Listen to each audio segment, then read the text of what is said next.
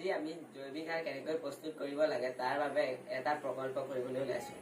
প্ৰথমতে আমাক প্ৰয়োজন হ'ব এটা পাত্ৰ, কিছুমান শুকান জাবৰ, মাটি, কেঁচা শাক পাচলিৰ বাকলি, পানী আৰু পাত্ৰটো ঢাকিবৰ বাবে এখন ঢাকনি। প্ৰথমতে মই পাত্ৰটোত শুকান জাবৰ দিছোঁ।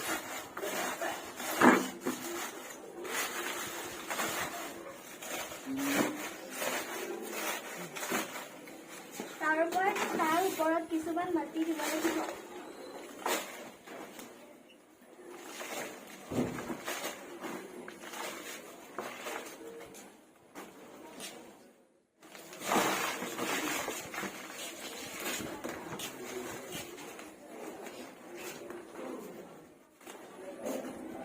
তাৰ ওপৰত মই কিছুমান কাটি লোৱা শাক পাচলিৰ বাকলি দিব লাগিব।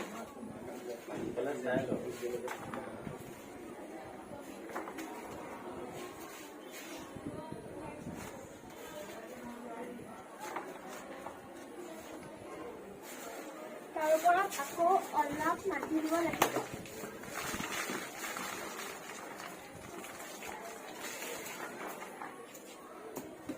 ইয়াৰ ওপৰত পানী অলপ দিব লাগিব।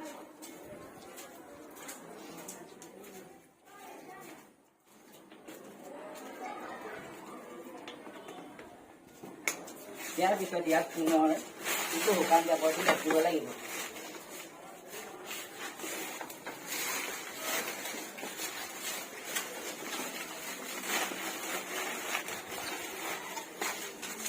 ইয়াৰ পিছত ইয়াক ঢাকিবৰ বাবে কাঠ এটুকুৰা আৰু ইয়াক চাপ দিবৰ বাবে ইয়াত গধুৰ বস্তু এটা ৰখা হ'ল। এনেকৈয়ে জৈৱিক সাৰ প্ৰস্তুত কৰিব পাৰি।